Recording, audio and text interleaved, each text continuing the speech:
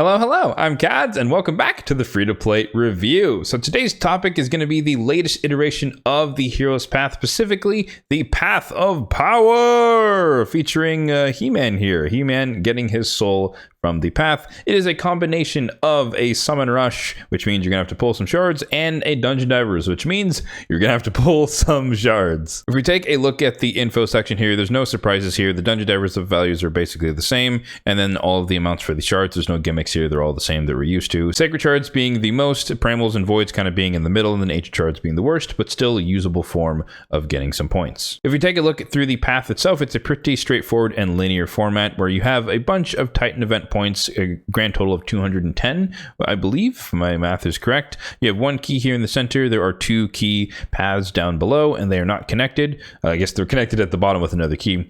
But the right-hand side is if you wanted to chase, He-Man, get all the way up to his 5-star soul. Note that they are all split souls, so you could earn your way up to a 5-star, and you can stop anywhere along the way that you would prefer if you wanted to do that. Or you can alternatively go down the left-hand side and get yourself an Eternal Soul Stone. And again, if you wanted to do both paths, you'd have to come all the way down through one of the paths and get the key, and then come back up and go down the other side, which would be ridiculously expensive and not really, probably outside the scope for majority of people watching this video. So first things first, before we break down a couple of paths that I identified, if you're not a person who bought the Champion Pass, and you're probably never ever going to get He-Man despite him being featured in like a summon pool currently going on, as well as potentially some 10x's in the future.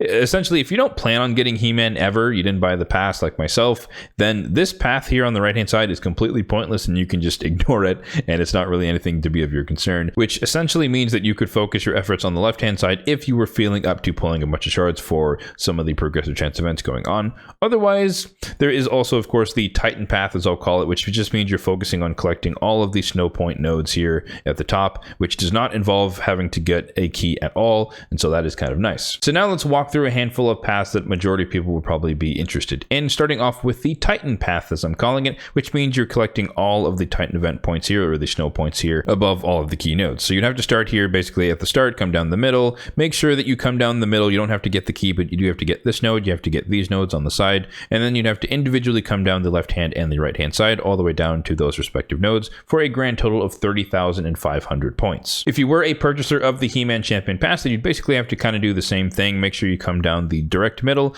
through the Titan event points, get yourself the key, and then you'd come down the right hand side. And I will note here that along the way to getting either the Eternal Soul Stone or any of the He-Man souls, you will walk away with 100 Titan event points regardless, so keep that in mind if you are again pursuing Sir Nick. So coming down the center path, grabbing the key, coming down the right hand side, opening this, coming all the way down, and let's just say you were to stop at the 4-star soul because that's all you wanted to get. You wanted to unlock the crit damage alongside the attack from the 2-star. That would cost you a grand total of 39,100 points. If you wanted to go a step further and get all the way out to the 5-star soul, then of course you just add 35,000 to that, and that would cost you a grand total of 74,100 points. And then lastly, if you wanted to get the Eternal Soul Stone, you basically have to invert what you would have done for the He-Man souls. So you're just coming down the left hand side while also making sure to get the key from the center. Come all the way down here, and that will cost you a grand total of 73,100 points. So slightly cheaper than going out for the 5-star soul. As always, let's hop into the spreadsheet, which will be linked in the description box down below if you'd like to see a copy of it for yourself, so we can digest these values in a more tangible fashion. Just for reference, I do have the Dungeon Divers aspect here summarized on the left hand side, where you can see the average amount of coins or currency you'll get per run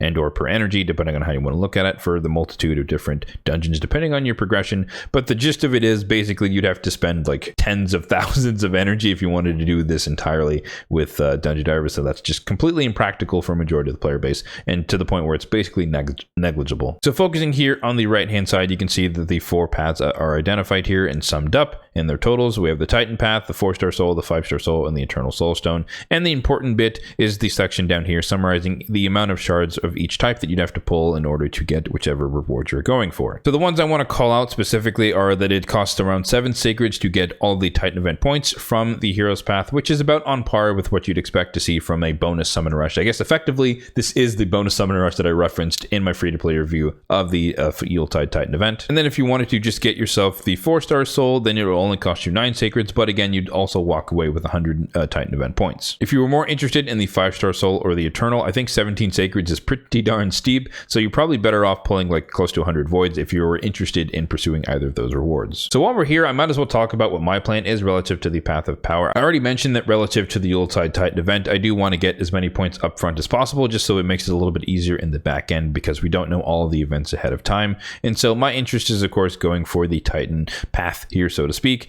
And despite what you might think, I'm actually not going to be doing it with Sacreds this time. I just happened to clear a bunch of space, and I do have an abundance of Ancient Shards. So I'm actually going to end up pulling this 102 Ancients in order to guarantee myself all the Titan event points and just save out on Sacreds. And if you'll indulge me for a little bit here with the Mercy Tracker, I will explain why that is the most optimal choice for my particular situation. So over here on this row, we have a summary of where all of my shards are relative to the legendaries and proccing Mercy. And so primals, obviously I don't want to pull primals outside of the true 2x, meaning 2x rates on mythicals, legendaries, and epics. And so that is not the case. So that one's just kind of out by default. For my Sacreds here, you can see that we have just entered Mercy. So I could pull these, but I'd rather save them if I can, because I'd rather trigger a Pogo event with Mercy. Obviously, we just had one fairly recently, so I don't expect there to be one in the near term. But I also anticipate for the Christmas Fusion, I'm going to have to pull some amount of Sacreds for that Summon Rush. And so I'd rather push my luck on Mercy there and get a little bit closer to potentially being set up for a Pogo event, rather than doing it earlier, knowing that I also have to pull for said Christmas Fusion. My Voids are in a very interesting spot where I'm kind of close to Mercy, but not quite there. And so because I'm in this situation, I'd rather pull, 20, 30, whatever Voids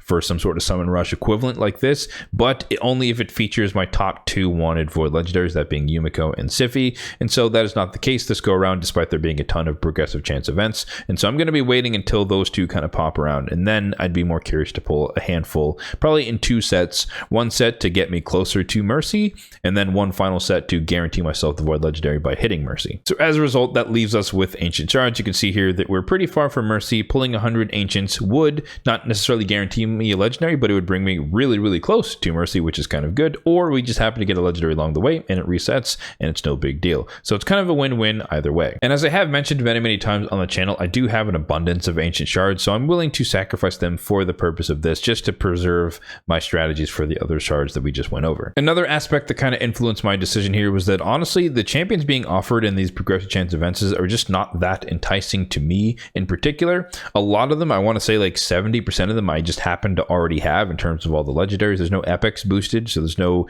secondary incentive to chase here. It's all only legendaries or bust. And so honestly, there's just not really enough of them being offered that I would want a unique copy of. Now, I totally understand some of you in the comments are going to be like, what about Volcanos? What about Teox? And those champions are great, the faction unity guys, but I just happen to not have an abundance of champions in those particular factions, so I wouldn't really get the most use out of them possible. So for myself, I'm going to be waiting to pull my Ancient Shards until the day where Harima is featured in the Progressive Chance event, because at the very least should be used as a faction guardian, but also it'd be future-proofing for the long-term potential of empowering her down the road. Had they happened to have offered Siphi or Yumiko in one of the Void slots across all the days, then that probably would have made me pull my Voids instead for my aforementioned reasons. But enough about me. What should you guys do relative to this hero's path? What is my formal recommendation? I think there are 2 ways to think about approaching this event. Either you have some goal in mind, the Eternal Soul Stone, the 5-star soul, 4-star, 3-star, whatever soul, or the Titan event points, or you're more incentivized by a specific champion featured in one of the progressive chance events, and you just want to try your luck and see if you can get one of them. For the former strategy, I would emulate what I'm doing, so pulling a certain amount of shards that would get you to whatever rewards you seek, and then cross your fingers and hope that your desired champions happens to pop out of the progressive chance events.